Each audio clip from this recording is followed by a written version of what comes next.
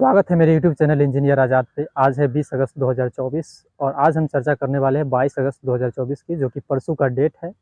और B2CN medical standard वालों की फुल एंड फाइनल जो मिशन है दिल्ली का, उसी के ऊपर चर्चा करने वाले हैं। तो सबसे पहले आपको बता देना चाहते हैं कि आप जहाँ भी है वहाँ सिर्फ और सिर्फ इसलिए है क्योंकि आप वहाँ होने के काबिल हैं। आज अगर आपको जॉब नहीं मिला है तो इसका मतलब है कि आप जॉब के काबिल नहीं है। कल अगर आपको जॉब मिल जाएगा तो इसका सिर्फ एक ही मतलब निकलेगा कि कल आप जॉब के काबिल हो गए हैं। देखिए, दुनिया में आपके पास जो कुछ भी है हुनर, जो कुछ भी काबिलियत है, एक बात और, अपनी काबिलियत से कम पर समझौता करने वाले को ही कायर कहते हैं। और आपके पास जो कुछ भी काबिलियत है, उस काबिलियत को दुनिया तक पहुंचाने की जिम्मेदारी भी आप ही का है।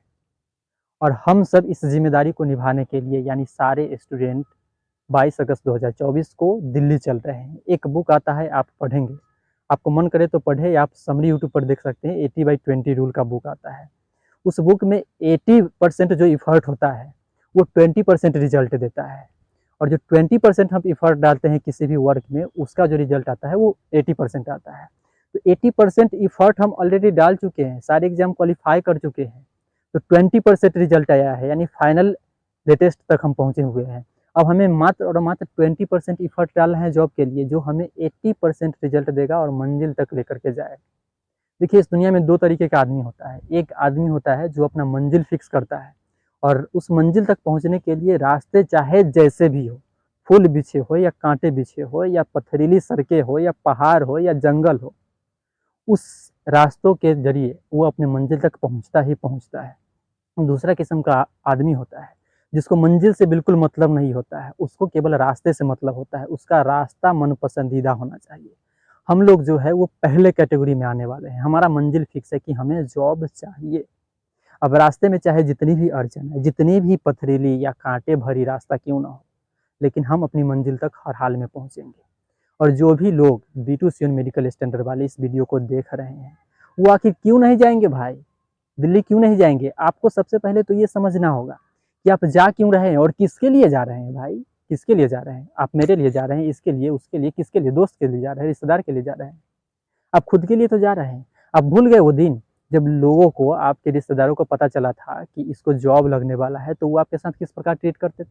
आप भूल गए वो दिन जब उन्हीं लोगों को पता चला कि आपको जॉब नहीं लगने वाला है, तो वो आपके साथ कैसे ट्रीट करते थे?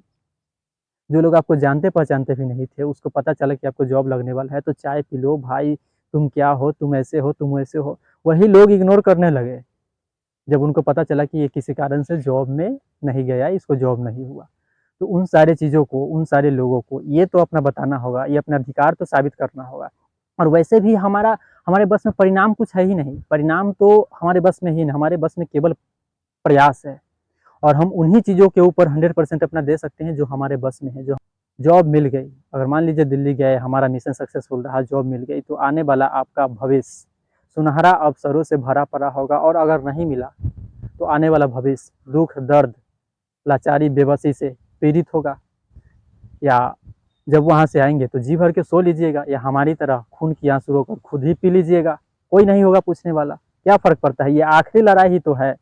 एक बात और हम आपको बताने देना चाहते हैं, अगर आप अच्छा पैसा कमाएंगे, जॉब करेंगे, तो आपको ऑब्वियसली शादी होगी एक खूबसूरत महिला से, और वो महिला किचन के काम नहीं करेगी। आपके पास पैसा होगा, आप एक बाइक खरीद लीजिएगा, वो किचन के काम कर लेंगी।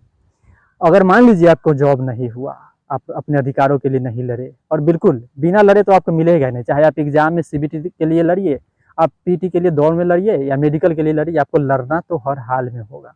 तो मान लीजिए आपको जॉब नहीं मिला, तो आप क्या करेंगे? आपका जो पत्नी होगा, आपकी जो बीवी होगी, वो दूसरे के यहाँ बाई बन के जाएगी, बिल्कुल आपके साथ अपोजिट होगा। उस दिन आपको क्या फीलिंग होगी, इन सारी चीज़ों के बारे में सोचिए। तब देखिए, जब तक आदमी अपना दर्द बताता है तो सामने वाले को ड्रामा लगता है। जब खुद पर गुजरता है तभी उसे हकीकत लगता है। ये हमारी पहली स्टेप हो गई। दूसरी स्टेप हम बात करने वाले हैं रेलवे मंत्रालय की। हम सब जानते हैं कि रेलवे मंत्रालय के केवल एक आदेश से हम सबको जॉब लग जाएगा, और ये 100%, मुझे तो पूरा यकीन है कि हम सबको जो जॉब मिलेगा। चाहे रास्ता कोई भी हो, मंजिल मंजिल हमारा फिक्स है। रास्ता कितनी भी पथरीली क्यों ना हो, लेकिन हमें मंजिल तक पहुँचना ही है, पहुँचना है। मैं पिछले 2 महीनों से प्राइवेट जॉब करता हूँ, और ये मुझे जॉब नहीं, गुलामी लगती है।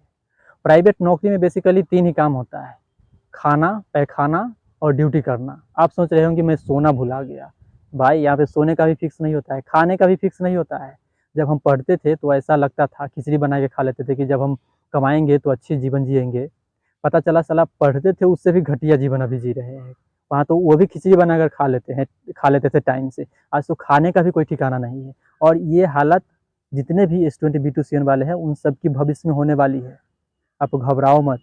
आपको कम सैलरी पे इनडायरेक्टली इतना शोषण किया जाएगा प्राइवेट नौकरी में जिसका आपको हर हिसाब नहीं होगा। ये सारे एक्सपीरियंस मैं पिछले 2 महीना का बता रहा हूँ। उससे पहले मुझे भी नहीं लगता था। मुझे भी लगता था प्राइवेट हो या सरकारी हो बहुत ज़्यादा क्या फ़र्क पड़ता है, नौकरी नौकरी होता है। आपको इतनी पैसा कम मिलेगा जिसमें आप अपने घर की पूर्ति भी नहीं कर पाएँगे। घर के ज़रूरत की चीज़ों को भी पूरा नहीं कर पाएँगे और आपको पूरे मतलब 3 ही काम करना होगा। खाना होगा, पैखाना होगा और ड्यूटी करना होगा। तब आपको लगेगा कि कैसी ज़िंदगी है। उस दिन आपको ज़रूर मेरा बात याद आएगा। आप ये ज़रूर गाँठ बना लीजिए। उस दिन आप मेरी बातों से हमारे चेहरों को, हमारी बातों को, हमारे विचारों को आप ज़रूर याद करेंगे।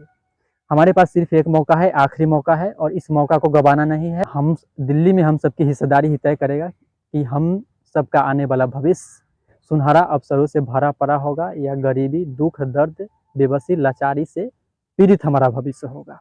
तो हम सबको दिल्ली आना है 22 अगस्त 2024 को किसी भी कीमत पे। ये आखिरी लड़ाई है हम सबकी और इसे जीत कर ही रहना है, जॉब लेकर ही रहना है। वैसे भी आप जानते होंगे कि सपने और अधिकार के अंजाम नहीं देखे जाते, उसे केवल और केवल हासिल किए जाते हैं और ये हमारा अधिकार है। इसे हर हाल में किसी भी कीमत पर हम सबको लेकर रहना है। जो भी लोग नहीं आ रहे हैं वो क्यों नहीं आ रहे हैं भाई? क्यों नहीं आ रहे हैं? अब बताइए, आप 3-4 दिन के लिए दिल्ली नहीं आ रहे हैं? आप कोई भी एग्ज़ाम की तैयारी कर रहे हो तो उसकी तो आप नए सिरे से तैयारी कर रहे हो। ये तो आपका 100% है। केवल एक चाहिए, एक ही तो चाहिए रेलवे मंत्रालय के आदेश।